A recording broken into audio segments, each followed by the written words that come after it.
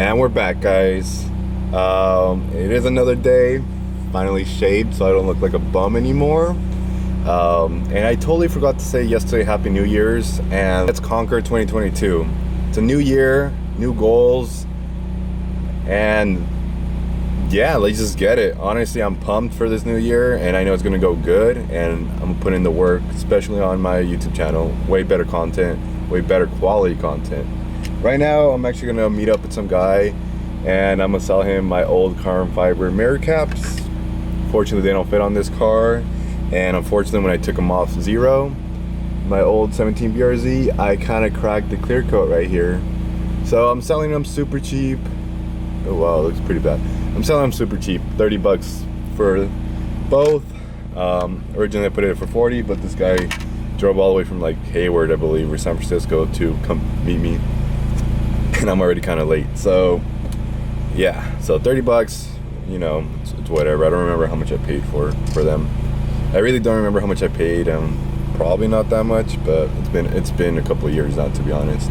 And on today's video, we're gonna be talking about 5 things I love about this car, and wait and see, because you guys are really gonna be interested on what things I pick. All right, so number 1 of top 5 things I love about this car is gonna be the trunk button. It's such a simple thing, and to some of you other people that have all these different cars, trunk buttons doesn't seem that impressive, which it really isn't. I've had other cars and they've all had trunk buttons, but on the 17, I did go 3 years without a trunk button, and I would always have to press this button, which isn't, you know, the end of the world. But honestly, now that this car actually has a trunk button and I do not have to keep pressing this one, I just take a moment to appreciate the, you know, engineering and design for this. This looks so good. It's just like little levels, you know. I love that. Excuse my car for being super dirty still.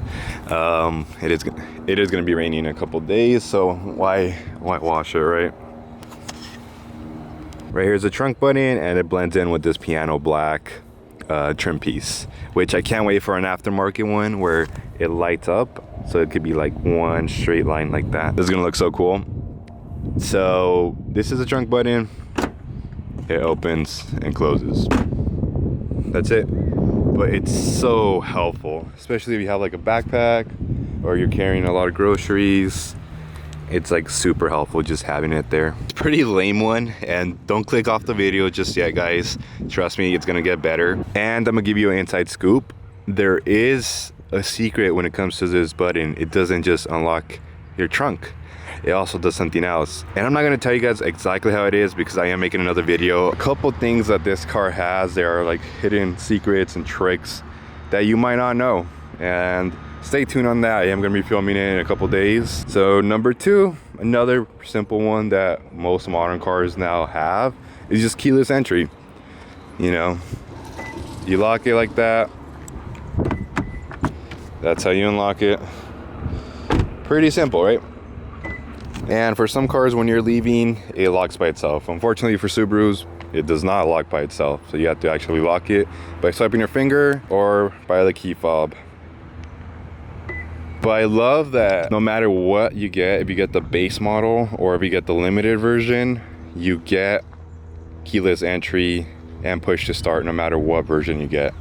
A couple cars don't do that. The previous generation didn't do that. And I love that now. It's just, it doesn't matter what you get. If you don't want to spend the extra couple thousand on, you know, the Alcantara seats and the heated seats, you don't have to anymore, but you still get the keyless entry and push to start. Such a big upgrade, and if you're one of those people on a budget just like me, you don't have to do it. Yes, I did get the limited, but that's because that's the only one they had. Let's move on to number 3 and 4. They're going to be inside the vehicle.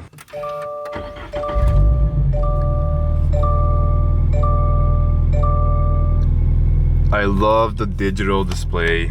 Like every car basically has it now. It's like 2022, and it's like such a good display. A little hidden symbol, that design, the little like straight circular, kind of looking like a Pokeball, Ben 10 watch. It's a Boxer logo. So I'm gonna insert a little picture right here of the FRS that had it, the little badge. It resembles that. And then I love that if you press track mode, I wish it stayed like this without taking off the traction control. But oh well, it's such a big upgrade because if you had the old basic analog ones, you wouldn't be able to change through the screens, you know, see your tire pressure. That's why I made my list. I know it's something simple and I'm saying a lot of simple stuff, but it's stuff that really makes this car a perfect driver's vehicle. And especially for like the money, it's like some of that stuff comes like in a high-end car. That's why it's making the list. So let's move on to number 4. So this one is just gonna be the overall interior of the vehicle. Let's turn off the vehicle real quick and just like look at this. Just like the build quality is really nice. It's like leather right here, Alcantara up here. Just the design. Look at this door itself. Like it's not, it doesn't really look basic. Like, you know, everything serves a purpose. They did this cutout so it could fit perfectly here. They even did this bottom part, which most people might not even notice, just for extra clearance. And then look, you see this indentation? It's for water bottle, just so you could fit a bigger water bottle and have a little bit more room. Even this material right here is not the plastic. It's like a softer mesh material. It almost feels like memory foam in the back. The steering wheel, it did carry over from the previous generation, but the leather wrap feels a lot better. Digital cluster, infotainment screen. This, just like, look how like crispy these are. The shift knob, this whole thing, just the build quality is like a lot nicer. Obviously this one's aftermarket, it's my dash cam, but look, they actually even put a light thing in here. It just literally, they improved this car so much and it just looks a lot better. For you taller people and wider people that love sports cars, but you can't really fit in it because either the seats are too narrow or they're too much like bucket seats where you can't really fit in it. This car not only does it retract manually, which I love. I hate power operated seats. The only reason I hate it is because it takes forever to just move back a couple inches, you know? And this is the seat. Look at that, dude. Literally reminds me of like a Recaro seat. It feels good, the material's great, plushy, and I was actually planning to switch over these seats to my previous generation BRZ if I didn't get this car.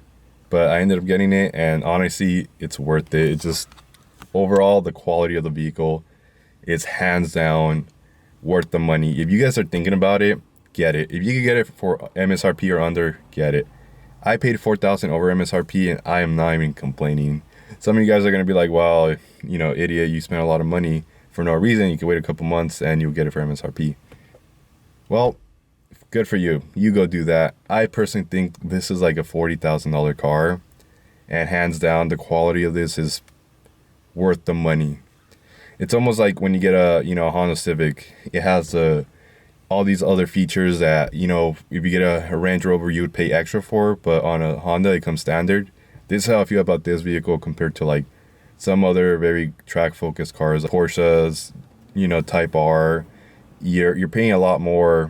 Move on to number 5, the one that everybody cares about, and that is crash truck just passed by. Anyways, the last one, the final one, the 5th one is, please subscribe to the channel. It really does help out a lot, and it helps me out to make more videos for you guys. Sorry, I just had to throw it in there for you guys. I know, but come on guys, just do it that one time. It really does help out the channel a lot. So the 5th one is the power. Yes, it didn't come turbo. Yes, it's still not like 300 horsepower, but once you drive this vehicle, you're gonna notice it does feel faster. It is faster. People are dynoing this car around like 215 to 220 horsepower to the wheel, not to the crank, which is pretty good. I believe the previous generation was only like 160, 140 to the wheel. It's pretty much like a Prius could be me. I remember when I would merge into the freeway, a Honda Odyssey would smoke me. With this now, at least I have, you know, a good chance to like be even with them. And all jokes aside, I actually beat them now and I could take them to Gapplebee's. So let me just show you guys how it feels just doing a couple pulls. It's gonna be very hard to tell on video, but it's faster. Go test drive one and just let it rip, and you're gonna notice it's a lot quicker. Did a couple pulls. Check out some of the videos I've done of this car versus a E85 tune car. Shout out to you, Francis. Thank you for being part of that video. And when my brother was driving this car and I was driving Zero, did a couple pulls, and this car beat it, you know, hands down.